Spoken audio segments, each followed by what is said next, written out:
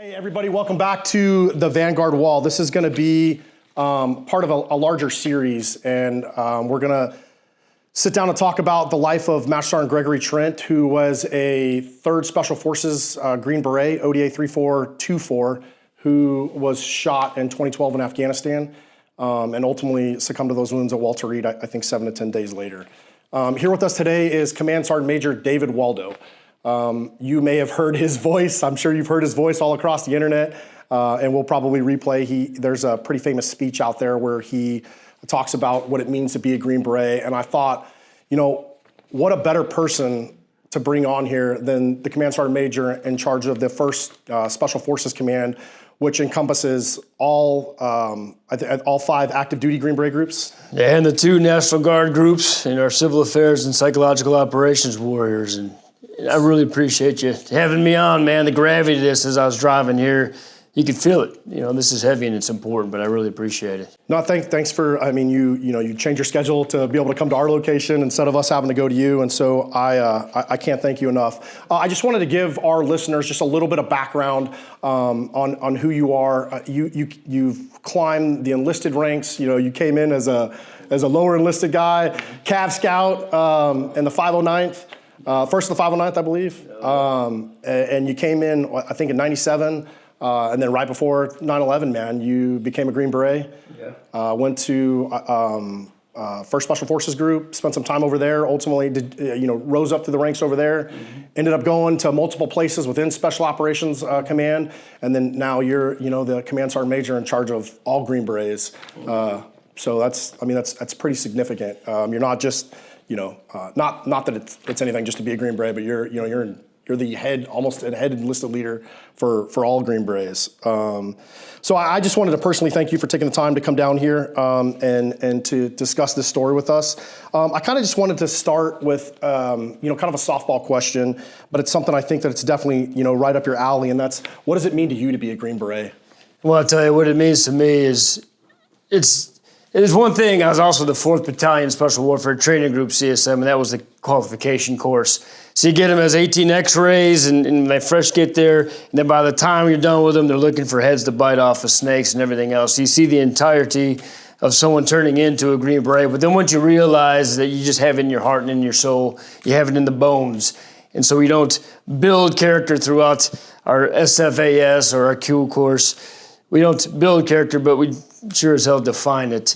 And so that's what it means. And one of those things we define, well, you're brilliant, and you're compassionate, and you're lethal, but above all, you love. You love deeply, and you love each other.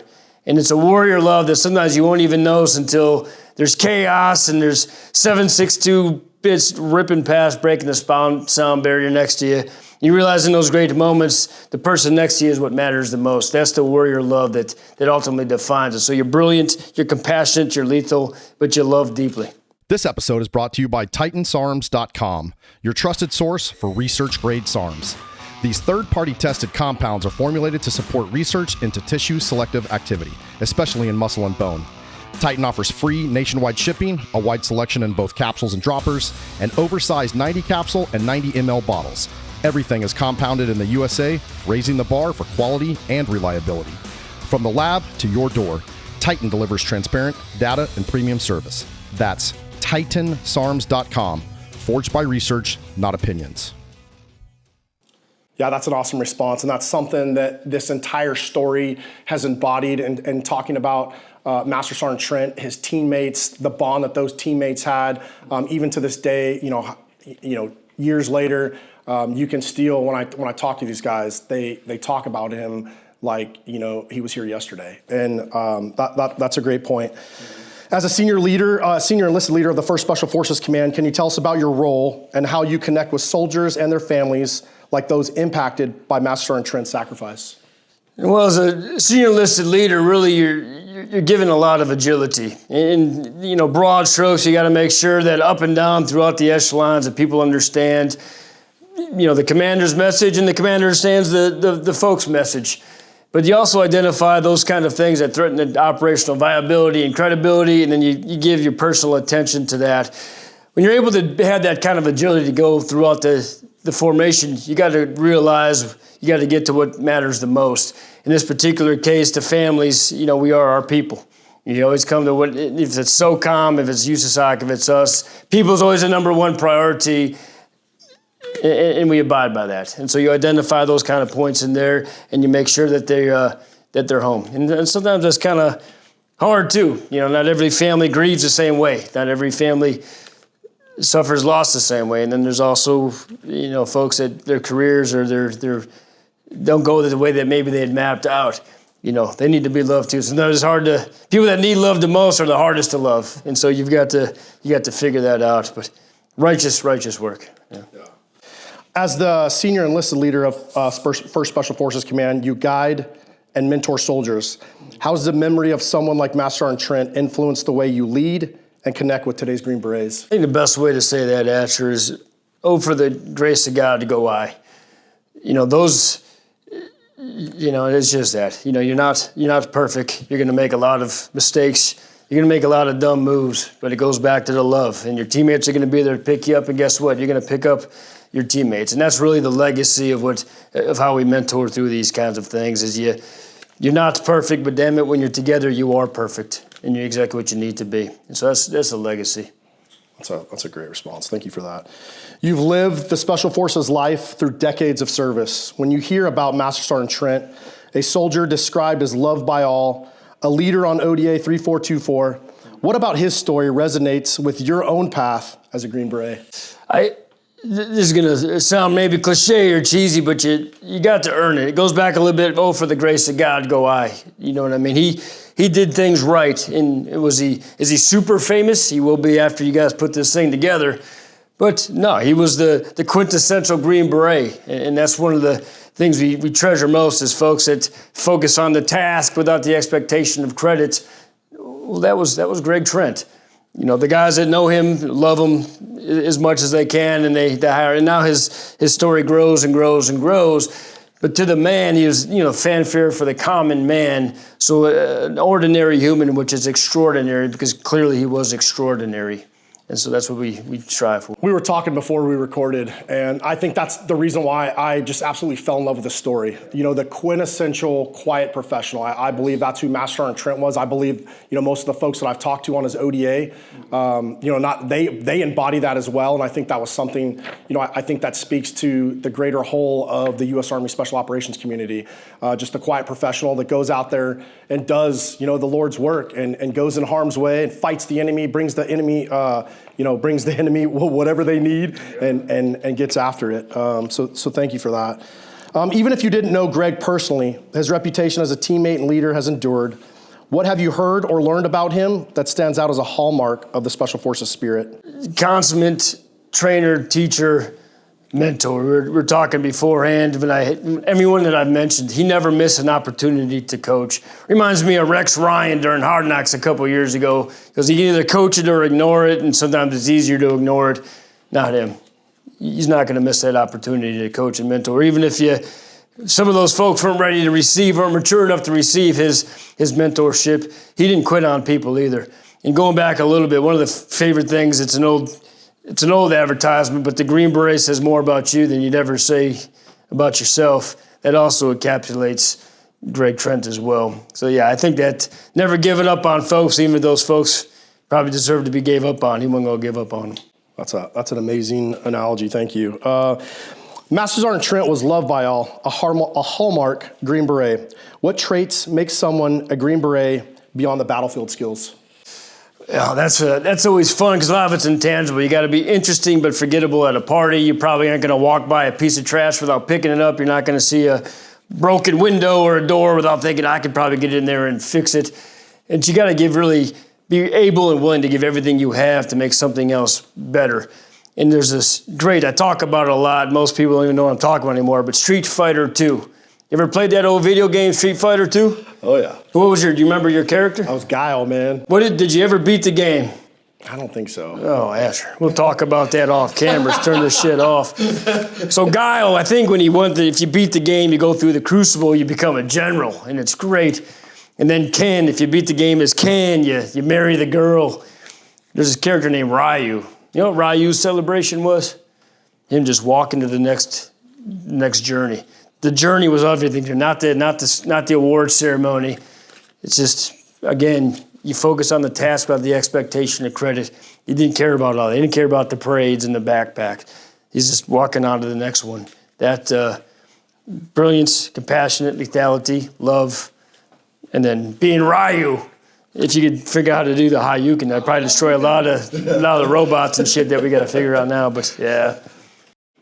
Great. Thank you for that. The Q course and training pipeline are brutal. How does that process shape a soldier into someone like Master Sergeant Trent, ready for anything? I love it because I've said this a lot too. You do have the Division I athletes, professional athletes that just miss being a part of the team, and then you get folks that have never even looked at a sporting event in their life, and you put them all into this mind meld, and it's easy that day one you're sitting there and you can smell it and you're looking around and you're sizing everybody up, and then you figure out pretty quick it doesn't matter. It's what's in here, and I mean it. I just messed up the mic. We can edit that out. Anyway, I got fired up. And so that's what's funny because it doesn't matter how big, how strong you are. The ruck straps are going to start digging into your shoulders, but you can't feel your fingers. And you know what? You're going to continue to go on. Your feet are just going to dig a little bit deeper. And when you get into something else, you're going to figure out a couple people might have quit. And they might have been this is too much, and it's just the four of you left. But they don't lessen the task. But for some reason, you don't freaking quit. And you keep putting one step in front of the other, and your buddies are doing the same. And then you also learn that, man, I'm having a bad day. I just don't have it. And guess who's picking you up and carrying you along? The guys next to you. And then you're going to notice your guy having a bad day, too. And I think you have a series of people that would give anything to have their battle buddy win the honor grad. And, man, that's an ecosystem that I actually feel bad for our adversaries, to be honest with you. Yeah, that's a great point. Yeah. Greg served through multiple deployments, showing resilience under pressure. How does the Green Beret training and culture build that kind of grit, and what role does leadership play in sustaining it? Leadership comes from within, and that's what the entirety of the training course is keep you on your toes, being comfortable, being uncomfortable, not really knowing what's next, not ever having enough. You know, it was that message to Garcia, it's about doing more with less, you know what I mean? Just deliver the message. You don't have to ask a bunch of questions and details. You got to go with what you got and you got to figure it out. You know, we don't really give a rubric. You know, you give a rubric and okay, here's the details. And there's folks that like to ask the professor, hey, can you give me more details? I really want to get an A. And there's some people that get that rubric and they fold it up nice and they put it in their pocket and they move out. That builds the resiliency. It's also, you gotta make it hurt a little bit too.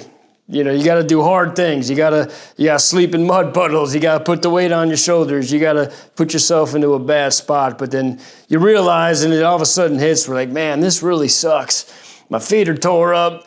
My body aches.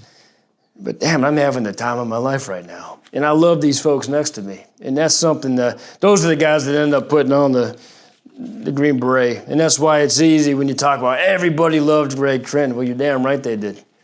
Because he would have been the guy in the middle of all that. When it started to hurt the most, he had been the guy there with a look of just calmness on his face. He would have been the look of, okay, sometimes it's just going to suck, but he also would have probably provided a little bit of guidance to make it a little less suck, you know, make it suck a little bit less. And so, that would probably be what Do you really think it's that culture of like shared suffering that really just helps everybody? I mean, it really breaks everybody down to like that equal level. It kind of reminds me of jiu-jitsu. You know, when you train jiu-jitsu, you know, you meet somebody who's a purple belt for the most part. They had to go through all the different steps, and it's that shared suffering that really brings that togetherness. And that really reminds me when I hear you talk about, you know, the Green Beret and the Q course and that shared suffering together, where you know that everybody has, you know, shared in this equal suffering, and that everybody, you know, has really had to put their weight, you know, to be able to don that Green Beret. Would you agree with that? Or? I would 100% agree with that. And I think everyone will tell you that. And it's breaking down, you definitely get broken down, but then more especially you rip away the parts that don't matter much and you realize what you're made of. And that's why I say we don't build character, we certainly define character. And the other reality is you're going to have we always prepare for your worst day of ground combat so that you can win when it matters most. And that's, but you're going to have the worst day you've never were prepared for. But you have to get up off the mat too. And that's what that shared hardship also brings is that, okay, Okay, it's not that. It's the Stockholm, and not the Stockholm. It's the. Well, we have to edit this thing out here because it's that damn book we make everyone read, Good to Great, and it's Admiral. I'm forgetting his name now, but he has this thing. It's not Optimism. Optimism will get you killed. He was a guy that got a Medal of Honor when he was in the Hanoi Hilton. And he got it for being basically leadership. But then he was asked once, "Hey, well, who would survive?" You could tell when people would come in, like who would actually survive, and he would. The optimist. And that threw the reporter for a loop. He's like, "What do you mean the optimist?" He goes, "Yeah, the optimist. Hey, we'll be out of here by Christmas. Christmas comes and goes, and you're still sitting there. And then, we'll definitely be out of here by Easter. Easter comes and goes, you're still sitting there, and it rips away at you." He goes, "No, it's that just unrelenting belief that no matter what happens, you're going to find success. You're going to be successful. That is that's the paradox that you strive for." Stockdale, Admiral Stockdale. There we go. Yeah. Got it. So That's awesome. Greg was part of ODA 3424, led by Captain Dave Colomb, with teammates like Mike Swinson, Carl Hoover, Tim Boston, and David Berg, who all speak of his impact. From an enlisted leader's view, how does a soldier like Greg shape the spirit and effectiveness of an ODA team? I think Greg's definitely a part of shaping it, but it's just that bond. You proved it in. Now, it's funny because you go through all the hardship, and I'm going to talk about my first day of going to ODA 1A2, the most famous ODA in the history of ODAs, by the way. I'm sure they still talk about it. But I showed up there, and I walked in that thing like I owned it, and I slowly walked back out, and I had to earn my way back onto into the team there. And that's what that culture set there. But when you have a guy that's larger than life, and Greg was a big dude, you know what I mean? But just that calm confidence, that resonates. And I'm sure the guys will tell you that as you talk to him. But just that spirit of being reliable is no doubt probably the marrow that kept the bones together, that ODA. I totally agree. Walk us through a Green Beret's world. Deployed or stateside, how does that life build the resilience Master Sergeant Trent showed? Man, I tell you, and it goes back to, as a Green Beret, you're a lot more interested in global events. You're a lot more interested just in being part of the solution to a lot of things. But I'm going to keep it real right now, because there's two conversations you have a lot of times. And there's a conversation you have at home, and there's a conversation you have in the team room. When the old man comes from down at the battalion, comes down to the team room, and, "Hey, we've got this thing." And your team, "Hey, send me." That's Isaiah 6:8 we talk about. "Who shall go for us? Then here I am, send me." And then a couple of hours later, you go home, and you sit in the parking lot for a little bit, and you're like, okay. And then you go in, you're like, "Will you believe I'm the only son of a gun that is available to go and do this thing?" We've all have done that. So what am I talking about with resiliency? You live in both sides of this thing because you're just as dedicated at home as you are at the work, and that's an internal battle sometimes, but it's that higher purpose. And we'll talk about that in a little bit. The spouse is always, they don't, we talk about that with Gold Stars. They're not the ones that volunteer, but they're definitely the ones, and I'm stealing this from Greg's beautiful bride. They're the ones that they know the terms of reference. The kids don't necessarily, and the parents don't, but the spouses do. But the Green Berets carry that too, and they understand the cost. And but damn it, they go anyway. Yeah. Amen. Can you share a memory, maybe grit or a team win, that captures what being a Green Beret is all about, without spilling classified beans, obviously? Asher, there's so many teams, whether it's planting a flag on Cotter Mountain or wherever it may be. But I can do a little unorthodox one if you don't mind. But I'm for the respect of the human, for the individual, I'm not going to use his name. But he was someone that, when I was at the battalion, he was fat. He wasn't particularly active, and he's one of those you just want to get him out of the Army. And this particular young man, he put a little bit of fentanyl-laced heroin into his body when he thought he had signed his release. He wasn't quite out of the Army yet, and so we had to bring him back. He saved his life. And as I'm looking at his records, he was a combat diver. Anyone knows a combat diver, they're the best of us. They can bury fear deep and they keep going. But something had happened to where he just fell off, and it goes back to sometimes people that need love the most are the hardest to love. And at this particular time, and I'm glad hopefully you don't have that many listeners, because I was living in my camper, and I would go into our barracks when I was at the Q course, and I would wash clothes. Don't do that. Like I said, oh, for the grace of God, go I. This might be my last thing. But I'm in there with my brown T-shirt because I can blend in with the students. And this individual, when he was recovering, we put him in the old cool-down room in the barracks. And I happened to be in there, and I hear this conversation going on with the youngsters at the CQ who are waiting to continue training. And I'm hearing mentorship. I'm hearing coaching. I'm hearing encouragement. I'm hearing grit. And I'm looking out, and I look, and here's my guy. And I saw him, what he would have been like as a Green Beret. And it was beautiful. That story is a sad story because when he did get out, he did put enough fentanyl-laced heroin into his body to kill a horse, and it certainly killed him. And so I bring that as a story of grit because towards the end, I think he had given up on life. And it makes me sad to think that. But in his kind of last thing, he wanted to make sure the next generation was better. It was better than he could ever be.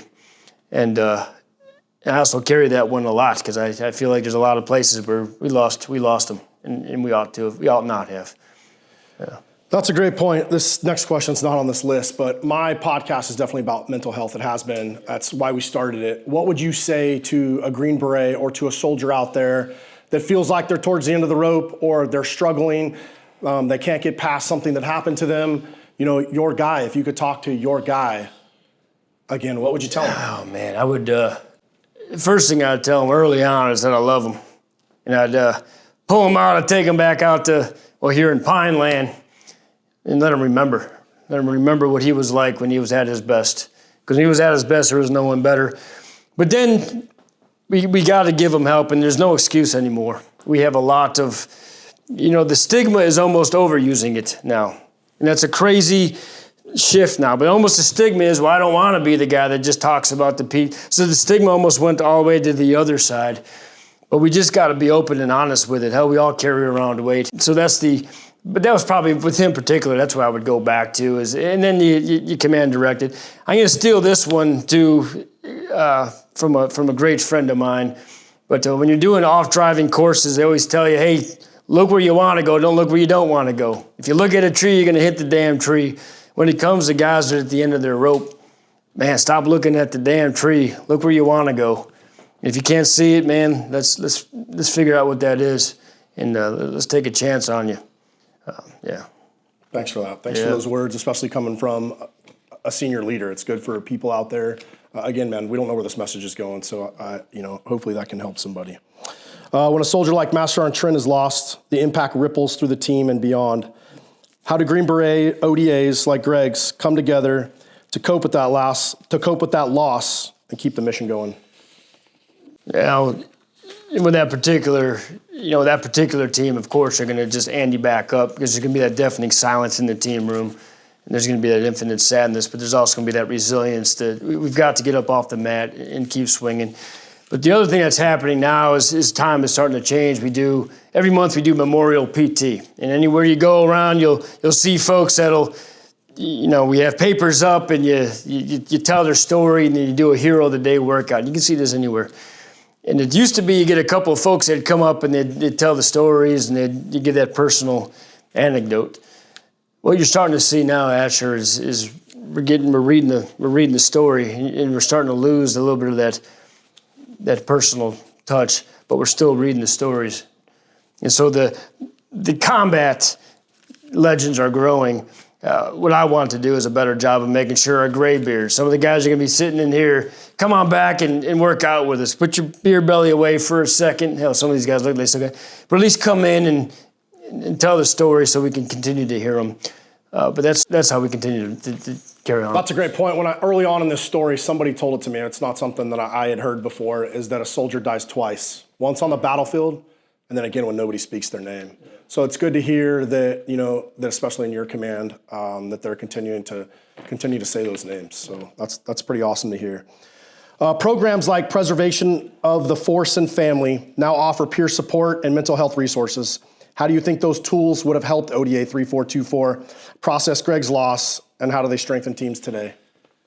I think more tools in the toolbox, just little things. I mean, for me, it was, these are the best in the business. They'll give you, hey, put your stuff in a box, and I'm a visual guy, and put the box on the shelf and keep it there, and sit in the room and be pissed off and be angry in a dark room, but then get up and turn the light on, pull the stuff off, open the box, look at it, and process it. There's all kind of little tools, and these folks we got the best in the business, and people that care deeply. That definitely would have helped. But I tell you, that particular ODA, and I look forward to seeing the product. They're capable folks anyway, so just it's almost like giving my man Ryu a couple extra weapons instead of just a Hayukin, But just things to process and to help. Yeah, it is cool to see the Army kind of progress. I mean, GWAT, it's 20 years. I mean, we've been fighting that war for a while, so it's good to see that, the Army embrace it. Again, we've talked a lot about on this podcast, mental health. We always heard that old adage, 22 a day, and I think they're saying the numbers now are more like 40 a day when you start, talking about homelessness and fentanyl overdoses and drug overdoses. So I'm glad that, the command is bracing that mental health aspect. Unfortunately, it's something that I just, I don't think any of us can ignore it. Right.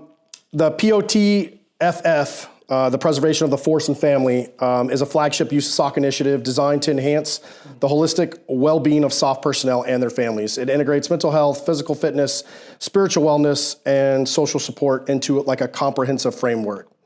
The POTFF has brought tools like mindfulness and as well as things I just stated to the 1st Special Forces Command. As a leader, how have you seen that help your soldiers stay strong mentally?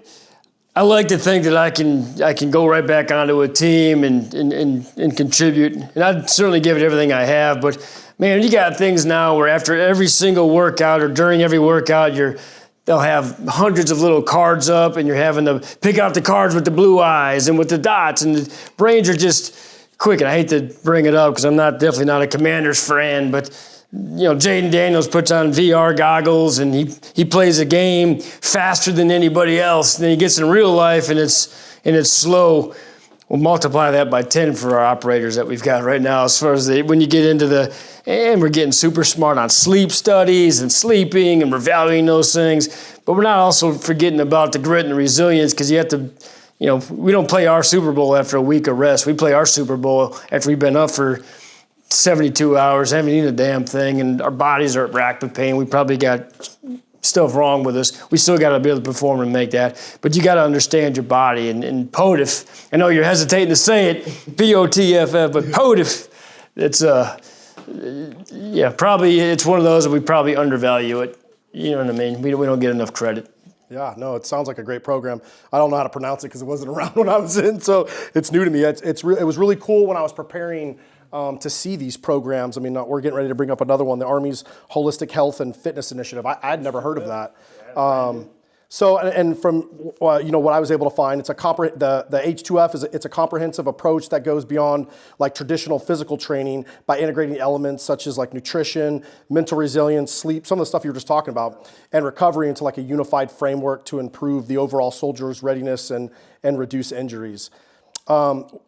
With H2F teams rolling out since I think 2021, sleep experts, strength coaches, etc., how's that changing the game for Green Berets on the ground? It's everything I just mentioned. They're just so much more capable, technically and tactically capable. And we're balancing keeping that, the spine of what makes a Green Beret. But that's really what it is. What's cool about H2F, if it's definitely a byproduct of POTFF, it's one of those where U.S. Army Special Operations Command was an innovative pathfinder. And then SOCOM was a pathfinder, and we're doing all these things, and then the Army's able to scale this. So technical and tactical, great. Cool thing is you have a holistic look at somebody. All of a sudden, Asher, DW, man, they're just not as fast as they used to be. But you got all these people in the same room that now you're picking up indicators. So you asked me a little bit earlier, like, what would I have done for my man that was struggling? Perhaps we would have caught a lot earlier when he started to fall off because we had more looks instead of a bunch of stovepipes. That's the beauty of an H2F or a POTFF in a holistic look, because then you got chaplains, you've got psychs, you've got, the coaches are like, man, he used to bench press Or, with DW, you used to actually get all the way to full parallel on a squat, which I've been cheating on my squats for 20 years. But, you start to recognize these changes. Then you're getting ahead, you're getting predictive to making sure our folks are at their optimal shape. Yeah, it's cool to see the Army integrate that type of technology, as well as, my team and I were talking on the flight out here how much, science has changed just in the last, 5 years, much less 10. You look at, supplements, sleep, what we put in our body and kind of how that all contributes. 20 years ago, it was just like, hey man, suck it up, eat whatever, you know what I mean? And now you have all these the Army's embraced some of these different programs to make a person better, stronger, faster, which just makes a better warfighter and adds to our lethality. So it's cool to see that your command is also embracing like this holistic approach as well. Because I think, it used to be kind of taboo, almost, a little weird, but now, it's almost kind of weird if you're not looking at yourself in a holistic manner. What can I do to be better, stronger, faster, quicker, more mentally capable? So that's pretty cool. Kind of going back to the family thing, Master Sergeant Trent's spouse carries his legacy. How do you see programs like POTUF or the Gold Star Spouse Program keeping families part of the Special Forces fold? The family's service to our nation is unrelenting and it's endearing. So too shall ours be. And so part of that is making sure that and you said it best, we heard that a lot, they die twice when they stop speaking their names, but making sure that doesn't happen and to keep them connected with us. But it's a balance too. We want to be available, but we don't want to be, every person is different. And so we got to be try to find the balance, you know what I mean? But these programs are amazing.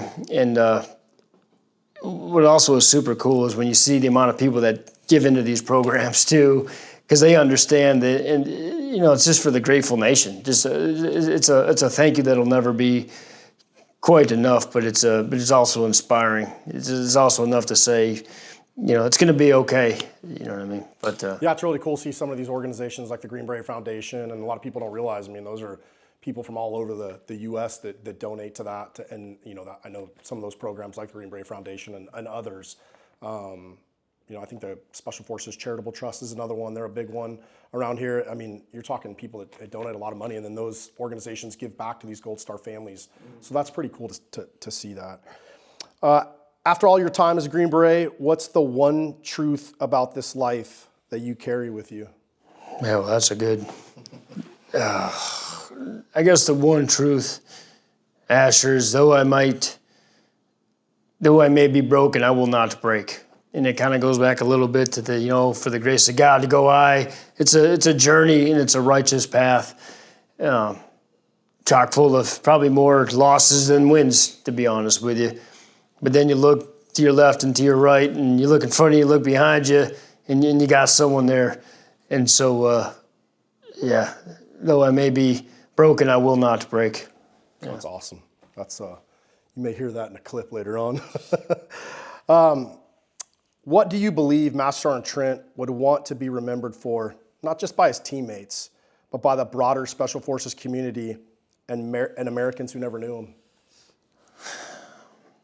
I think, first of all, I'm going to go right back to where we started, particularly with him, because that to me, everything I've read and know, he was just a brilliant human, compassionate, clearly lethal, clearly capable, but he loved, and he loved deeply, and you can still feel that, and you can see it in the eyes, and I think that's the legacy he would want. That and the fact that he would never, the Green Beret says more about, you than you'd ever say about yourself. He would never say these things. That would be, I would imagine he would rather stay in the shadows, more like the Ryu, you know what I mean, just to do this. But I love the fact that we're exemplifying an ordinary Green Beret that's ultimately was the extraordinary Green Beret. Yeah, I think that's something that you and I talked about before we started recording, and it's a reason why I fell in love with the story, right?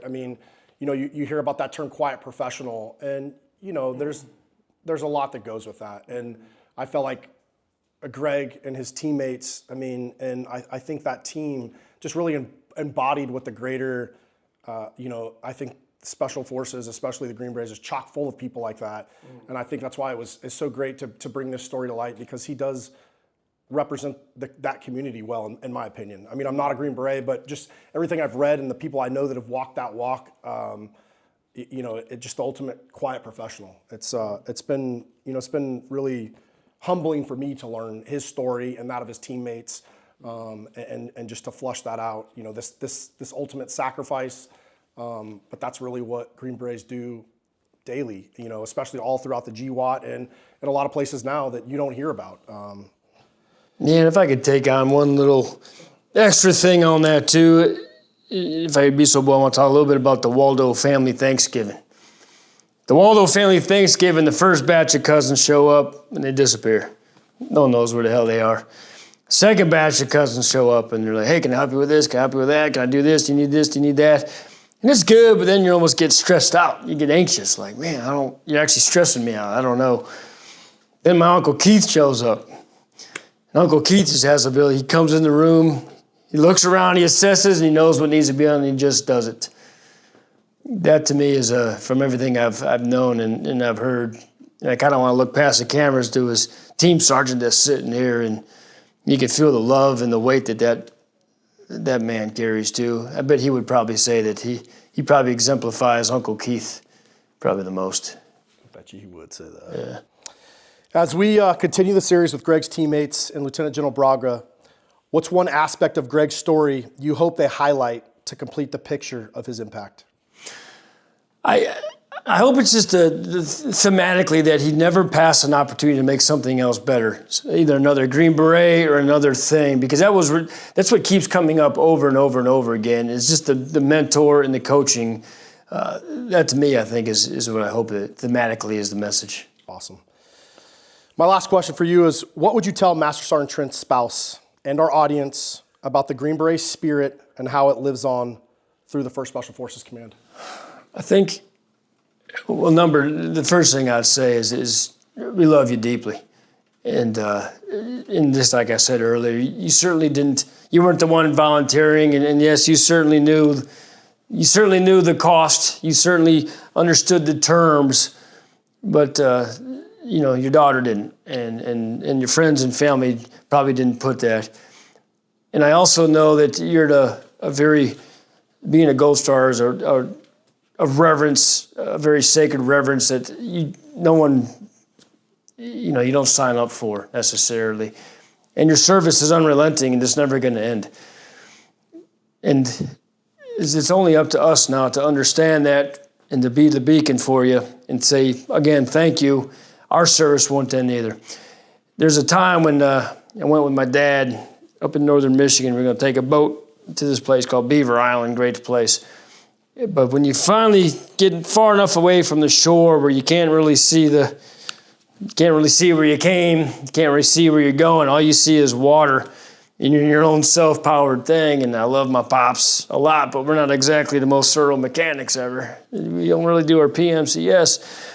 And then you knew there was a thunderstorm coming in, but you thought, I will probably be okay. And then all of a sudden the storm's among you. And you're like, well, damn it, do I turn around and go back? Do I keep going? Perhaps I go north?